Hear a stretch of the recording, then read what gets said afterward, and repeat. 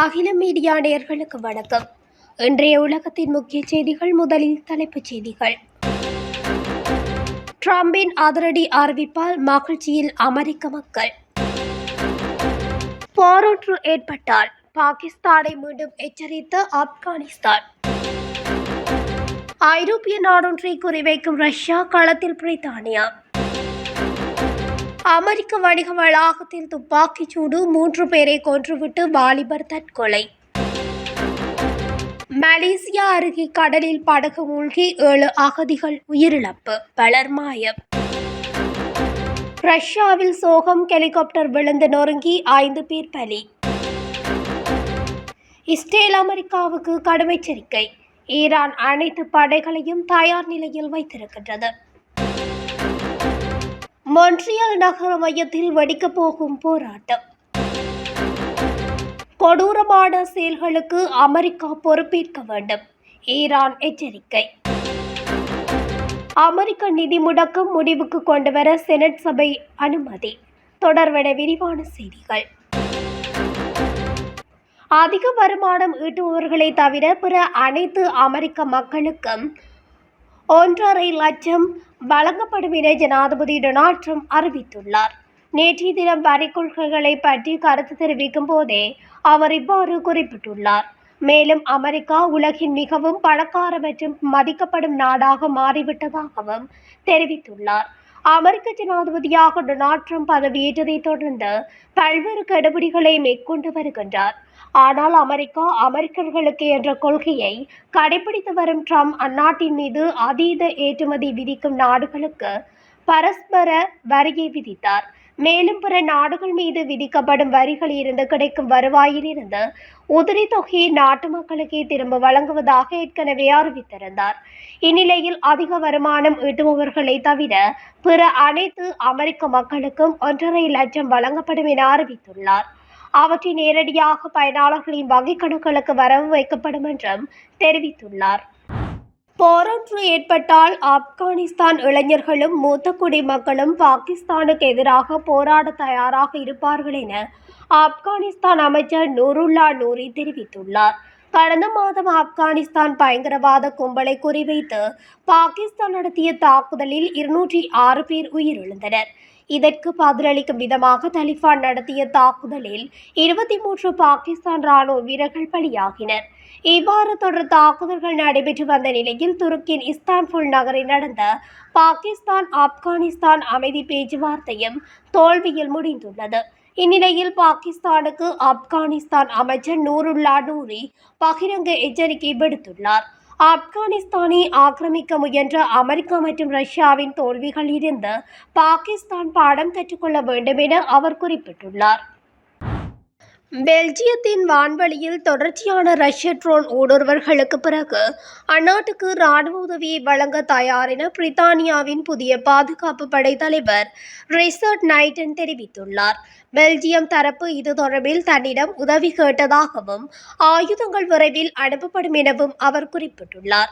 இதேவேளை பெல்ஜியத்தின் வான்வெளியில் தொடர்ச்சியான ரஷ்ய ட்ரோன் ஊடுருவல்கள் வியாழக்கிழமை இரவு பிரசல்சஸ் விமான நிலையம் தற்காலிகமாக மூடப்பட்டது.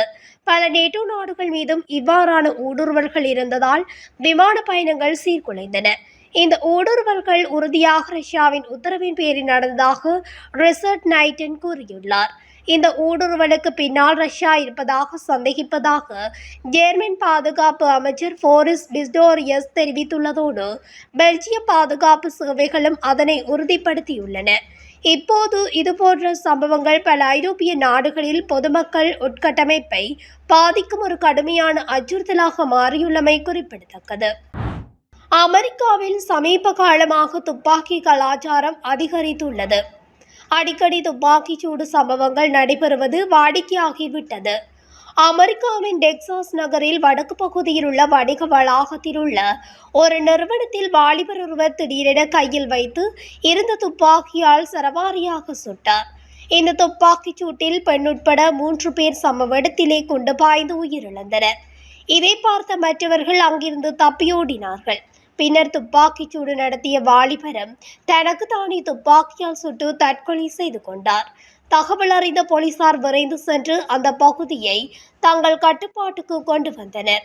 போலீசார் நடத்திய விசாரணையில் துப்பாக்கியால் சுட்டவர் பெயர் ஜோஸ் ஹெர்னாண்டஸ் காலோ என அடையாளம் காணப்பட்டுள்ளது.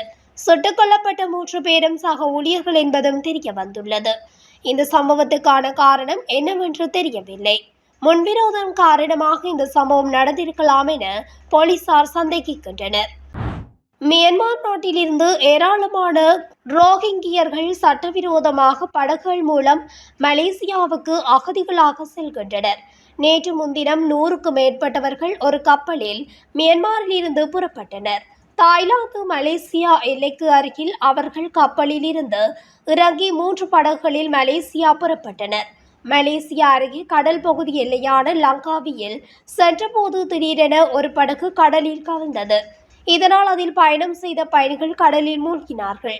இது பற்றி அறிந்ததும் ரோந்து பணியில் ஈடுபட்டிருந்த கடற்படையினர் மீட்பு பணியில் ஈடுபட்டனர். கடலில் தத்தளித்துக் கொண்டிருந்த 13 பேரை பத்திரமாக மீட்டனர். பெண்கள், குழந்தைகள் உட்பட 7 பேர் உயிரிழந்து விட்டதாக மலேசியா கடல்சார் நிறுவனம் தெரிவித்துள்ளது. மேலும் படகில் சென்ற நூற்றுக்கணக்கான அகதிகள் மாயமாகிவிட்டனர். அவர்களை தேடும்படி நடந்து வருகிறது. உயிர் பலி அதிகரிக்கலாம் என அஞ்சப்படுகிறது. மற்ற 2 படகுகளும் எங்கு சென்றது எனவும் தெரியவில்லை. ரஷ்யாவின் தாகிஸ்தான் நகரில் KA-226 என்ற ஹெலிகாப்டர் சென்று கொண்டிருந்தது. அதில் விமான உபகரணங்களை உற்பத்தி செய்யும் நிறுவன ஊழியர்கள் உட்பட 7 பேர் சென்றனர். காஸ்பியன் கடற்பகுதியில் உள்ள அச்சிசு என்ற இடத்துக்கு அருகே தரையிறக்க முயன்ற போது விமானியின் கட்டுப்பாட்டை ஹெலிகாப்டர் இழந்தது. இதனால் ஹெலிகாப்டர் விழுந்து நொறுங்கி அதில் இருந்த 5 பேர் உடல் சிதறி பலியாகினர். படுகாயமடைந்த 2 பேர் மீட்கப்பட்டு மருத்துவமனையில் தீவிர சிகிச்சை அளிக்கப்பட்டு வருகிறது. இதுகுறித்து ரஷ்ய விமான போக்குவரத்து துறை அதிகாரிகள் விசாரித்து வருகின்றனர். ஈரானிய ராணுவ ஒருங்கிணைப்பு விவகாரங்களுக்கான துணை தளபதி நாடு அனைத்து களங்களிலும் ராணுவ திறன்களை தொடர்ந்து வலுப்படுத்தி வருவதாகவும் அது ஒரு நிரந்தர மூலோபாய உத்தரவு என்று வலியுறுத்தினார். தெஹ்ரானில் நடைபெற்ற ஷாங்காய் ஒத்துழைப்பு அமைப்பின் உறுப்பு நாடுகளின் 4வது சர்வதேச இராணுவ மருத்துவ மாநாட்டின் தொடக்க விழாவின் ஒரு பகுதியாக பேசிய ரியர் அட்மிரல் ஹபிபுல்லா ஜயாரி, ஈரான்-ஈராக் போருக்கு பிறகு இராணுவத்தின் விமானப்படை மற்றும் பிற அனைத்து திறன்களையும் மேம்படுத்துவது தொடர்ச்சியான முன்னுரிமையாக இருந்து வருகிறது என்று வலியுறுத்தினார். அச்சுறுத்தல்கள் தொடர்ந்து உருவாகின்றன. மேலும் நாம் எப்போதும் தயாராக இருக்க வேண்டும். நாம் வலுவாகவும் அதிக தடுப்பு சக்தியுடனும் இருந்தால் நமது தேசிய நலன்களை யாரும் மீற துணிய மாட்டார்கள் என்று அவர் குறிப்பிட்டார். அனைத்து இராணுவ பரிமாணங்களிலும் வலுவாக மாறுவதே இஸ்லாமிய புரட்சியின் தலைவர் அயதுல்லா சயீத் அலி கமேனியின் முக்கியத்துவத்தையும் அவர் அடிக்கோடிட்டு காட்டினார். நாம் எப்போதும் இந்த பாதையில் செல்ல வேண்டும். எதிர்கால அச்சுறுத்தல்களுக்கு தயாராக இருக்க வேண்டும். தரைப்படைகள், விமானப்படைகள், விமான பாதுகாப்பு, கடற்படைகள், சைபர் மற்றும் அனைத்து போர்க்களங்களிலும் திறன்களை மேம்படுத்துவதும் எப்போதும் எங்கள் நடவடிக்கையாக இருந்து வருகின்றது. எந்த போருக்கும் நாங்கள் தயாராகவே இருக்கின்றோம். எங்கள் மீது வீணாக தாக்குதல் நடத்தினால், மோத நினைத்தால் அவர்களுக்கு தாக்குதல் பலமானதும் வலிமையானதாக இருக்கும் என்றும் இஸ்ரேல் அமெரிக்காவுக்கு ஈரான் எச்சரிக்கை விடுத்துள்ளது. மொன்ட்ரியல் நகரில் உள்ள பெல் மையம் முன்பாக ஆயிரக்கணக்கான போராட்டக்காரர்கள் ஒன்று கூட உள்ளதாக கூறப்படுகின்றது. மதியம் 2 மணிக்கு மொன்ட்ரியல் நகர மையத்தில் போராட்டக்காரர்கள் ஒன்று கூட உள்ளதாக கூறப்படுகிறது. மாகாணத்தில் உள்ள மருத்துவர்களின் ஊதிய முறையில் மாற்றம் ஏற்படுத்தும் புதிய சட்டத்தை இடைநிறுத்துமாறு கோரி அவர்கள் போராட்டத்தில் ஈடுபட உள்ளனர். 4 மருத்துவ சம்மேளனங்கள் இணைந்து ஏற்பாடு செய்துள்ள இந்த போராட்டம் கடந்த மாதம் மாகாண சபையில் முதல்வர் பிரஷுவா லெகோ வலுக்கட்டாயமாக நிறைவேற்றிய சட்டமூலத்தை எதிர்ப்பதாக அமைகிறது. அந்த சட்டமூலம் மருத்துவர்களின் ஊதியத்தின் ஒரு பகுதியை செயல்திறன் இலக்குகள் என்பதுடன் இணைக்கிறது. இந்த மாற்றங்களை புறக்கணிக்கவோ அல்லது எதிர்ப்பு காட்டவோ முயற்சிக்கும் மருத்துவர்களுக்கு கடுமையான அபராதங்கள் விதிக்கப்படும் என எச்சரிக்கிறது.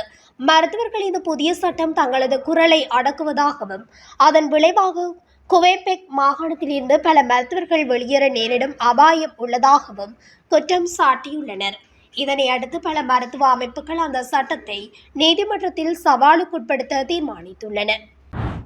ஜூன் மாதத்தில் ஈரானுக்கு எதிரான ஆக்கிரமிப்பின் சட்ட அரசியல் மற்றும் இராணுவ விளைவுகளை வாஷிங்டன் எதிர்கொள்ள வேண்டும் என்று ஈரான் நாடாளுமன்ற சபாநாயகர் முகமது பாகர் கலிஃபாப் கூறுகிறார்.